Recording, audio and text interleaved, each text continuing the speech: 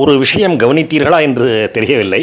இப்பொழுதெல்லாம் திமுகவினர் முழு பொய்யை, பச்சை பொய்யை அவ்வளவாக அதிகமாக கூறிவிடுவதே இல்லை. 95% நிறைவேற்றிவிட்டோம், 98% நிறைவேற்றிவிட்டோம் என்றெல்லாம் அப்பொழுது உருட்டி கொண்டிருக்கிறார்கள். பொய் சொல்கின்றார்கள், இல்லை என்று சொல்லவில்லை. ஆனால் முன்னை காட்டிலும் குறைந்து விட்டது. இப்படி பொய் சொல்கின்ற வழக்கம், பச்சை பொய் சொல்கின்ற வழக்கம் மிகவும் குறைந்து விட்டது. இந்த பொய்களிலே கூட 95, 96% என்று சொல்வார்களே தவிர எதையெல்லாம் நிறைவேற்றி இருக்கின்றோம் என்று ஒருபொழுதும் குறிப்பிட்டு சொல்லவே மாட்டார்கள். அப்படி சொன்னால் வெகு எளிதிலே மாட்டிக்கொண்டு விடுவார்கள். அதுதான் முக்கியமான காரணம். இன்னும் ஒரு முக்கியமான காரணமும் இருக்கின்றது. அண்ணாமலை என்று ஒருவர் இருக்கின்றாரே, அவர் சும்மா விடமாட்டார். பச்சை பொய்களை கூறி தப்பித்து விடலாம் என்று திமுக நினைத்தால் அவர் அண்ணாமலை திமுகவை பிளந்து கட்டி விடுவார். உண்டு இல்லை என்று செய்து விடுவார். எனவே முழுமையான பச்சை பொய்களை கூறுவதை குறைத்து கொண்டு விட்டார்கள். ஆனால் பாதி உண்மைகளை கூறுவது, பாதி உண்மையை மறைப்பது, அவற்றின் மூலம் தவறான ஒரு பொய்யான ஒரு பிம்பத்தை கட்டமைப்பது, இதையெல்லாம் வழக்கம் போல செய்து கொண்டு தான் இருக்கின்றார்கள். குறிப்பாக ஸ்டிக்கர் ஒட்டுவது என்கின்ற ஒரு செயலிலே இருந்து அவர்கள் பின்வாங்குவதே இல்லை. கூசாமல் ஸ்டிக்கர்கள் ஒட்டுவார்கள். அதற்கு ஓர் உதாரணம்தான் திமுக அரசாங்கம் கொச்சின் ஷிப்யார்ட் என்கின்ற நிறுவனத்தோடும் மற்றும் மசகான் டாக்ஸ் என்கின்ற நிறுவனத்தோடும் போட்டு இருக்கின்ற புரிந்துணர்வு ஒப்பந்தம். இந்த புரிந்து உணர்வு ஒப்பந்தத்தை பற்றி நமது முதலமைச்சர் ஸ்டாலின் எல்லோருக்கும் பறைசாற்றி தனக்கு பெருமை தேடிக்கொள்ள, திமுக அரசாங்கத்துக்கு பெருமை தேடிக்கொள்ள முயற்சி செய்திருக்கின்றார். விஷயம் என்ன என்பதை முதலிலே பார்ப்போம். தமிழக அரசாங்கம் இந்த 2 நிறுவனங்களோடும், கொச்சின் ஷிப்யார்ட் மற்றும் மசகான் டாக்ஸ் என்கின்ற இந்த 2 நிறுவனங்களுடனும் புரிந்து உணர்வு ஒப்பந்தம் போட்டிருக்கின்றது. மொத்த முதலீடு சுமார் 30,000 கோடி ரூபாயாக இருக்கும் என்று எதிர்பார்க்கப்படுகின்றது. கொச்சின் ஷிப்யார்டுடன் 15,000 கோடி மற்றும் மஸ்கான் டாக்ஸ் மூலம் 15,000 கோடி ரூபாய், ஆக மொத்தம் 30,000 கோடி ரூபாய்.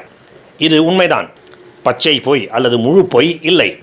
இவற்றின் மூலம் தமிழ்நாட்டிலே சுமார் 55,000 வேலை வாய்ப்புகள் உருவாகும் என்று கணக்கிடப்பட்டு இருக்கின்றது. இவை ஷிப்யார்டு என்று சொல்லுவோமே, அப்படிப்பட்ட கப்பல் கட்டுமான தொழிலிலே தமிழ்நாட்டுக்கு உள்ளே வரப்போகின்ற முதலீடுகள். கொச்சின் ஷிப்யார்டுடன் போடப்பட்டிருக்கின்ற ஒப்பந்தத்தின்படி சுமார் 10,000 வேலை வாய்ப்புகள் உருவாகும். 4,000 நேரடி வேலை வாய்ப்புகள் மற்றும் 6,000 மறைமுக வேலை வாய்ப்புகள், மொத்தம் 10,000 வேலை வாய்ப்புகள். இன்னொரு நிறுவனமான மஸ்கான் டாக்ஸுடன் போடப்பட்டிருக்கின்ற ஒப்பந்தமும் 15,000 கோடி ரூபாய்க்கானது. அந்த ஒப்பந்தத்தின் மூலம் சுமார் 45,000 வேலை வாய்ப்புகள் உருவாகும் என்று எதிர்பார்க்கப்படுகின்றது. 5,000 நேரடியாக, 40,000 மறைமுகமாக, ஆக மொத்தம் 45,000 வேலை வாய்ப்புகள். தமிழ்நாட்டிலே கப்பல் கட்டுமான துறையை உருவாக்கி வளர்ப்பதற்காக ஒரு தனி நிறுவனம் ஏற்படுத்தப்பட இருக்கின்றது. அப்படிப்பட்ட ஒரு நிறுவனத்தை பொதுவாக ஒரு டெடிகேட்டட் கம்பெனி என்று சொல்வார்கள். இதற்காகவே உருவாக்கப்படுகின்ற ஒரு நிறுவனம். உலகத்தரம் வாய்ந்த கட்டுமான வசதிகள் ஏற்படுத்தப்படும் என்றும் ஸ்டாலின் கூறியிருக்கின்றார். இவை எல்லாமே நமது முதலமைச்சர் ஸ்டாலின் அவர்கள் கூறியிருப்பது மற்றும் உண்மையானது. ஆனால் கூறாமல் விட்ட ஒன்றும் இருக்கின்றது. அது முழு உண்மையை மறைக்கின்றது. மக்களிடையே போலியான ஒரு பிம்பத்தை கட்டமைப்பதாக இருக்கின்றது. இதுவரை சொன்ன விஷயங்களிலே இருந்து உங்களிலே சிலராவது தமிழ்நாடு அரசாங்கம் முதலீடு செய்ய போகின்றது, அதன் மூலம் தமிழர்களுக்கு மொத்தமாக 55,000 வேலை வாய்ப்புகள் கிடைக்கப் போகின்றன என்று நினைத்து கொண்டிருப்பீர்கள். அங்கேதான் திமுக அரசாங்கம் புகுந்து விளையாடி இருக்கின்றது. அப்படிப்பட்ட ஒரு எண்ணம் உங்கள் மனத்திலே தோன்றி இருக்குமானால் அது தவறான பிம்பம், சரியில்லாத பொய்யான பிம்பம், போலியான பிம்பம். ஏனென்றால் முதலீடு செய்யப்போவது இந்த 2 நிறுவனங்களும் தான், அதாவது கொச்சின் ஷிப்யார்ட் மற்றும் மஸ்கான் டாக்ஸ்.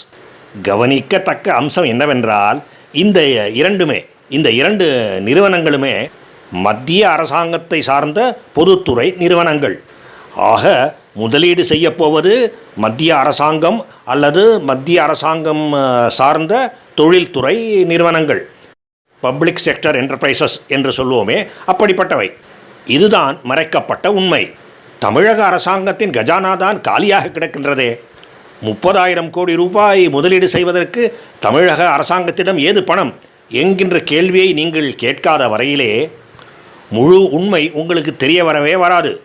தமிழ்நாடு அரசாங்கம்தான் வருங்கால வளர்ச்சிக்காக, இளைஞர்களின் வேலை வாய்ப்புகளுக்காக இப்படிப்பட்ட முதலீடுகளை செய்து தமிழ்நாட்டை வளர்ச்சி பாதையிலே கொண்டு செல்லப் போகின்றது என்று நினைத்து கொண்டு இருப்பீர்கள். அதைத்தான் போலியான ஒரு பிம்பத்தை உருவாக்குவது என்று கூறினேன். பொய், முழு பொய், பச்சை பொய் என்று எதையுமே கூறாமல், ஏனென்றால் ஸ்டாலின் சொல்லியிருப்பது முழுவதும் உண்மைதான்.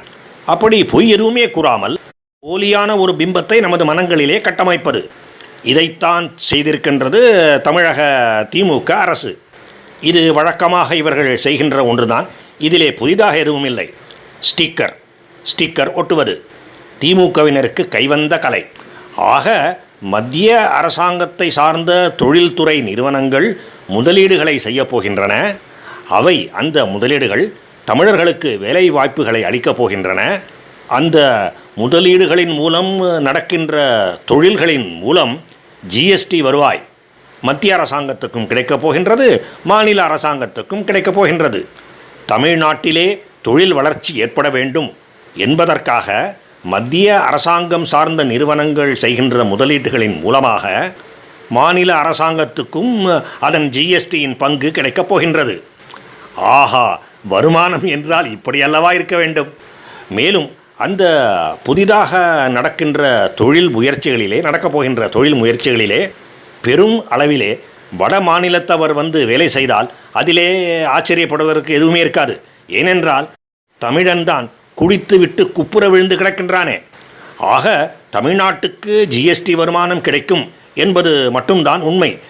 மீதமுள்ளவை தமிழர்களுக்கு வேலைவாய்ப்புகள் நிறைய கிடைக்கும் என்பது உண்மையாகலாம், உண்மை ஆகாமலும் போய்விடலாம். அது இந்த கூடுதல் வேலைவாய்ப்புகளை எல்லாம் தமிழர்கள் எவ்வளவு தூரம் பயன்படுத்தி கொள்ளப் போகின்றார்கள் என்பதை பொறுத்து அமையும்.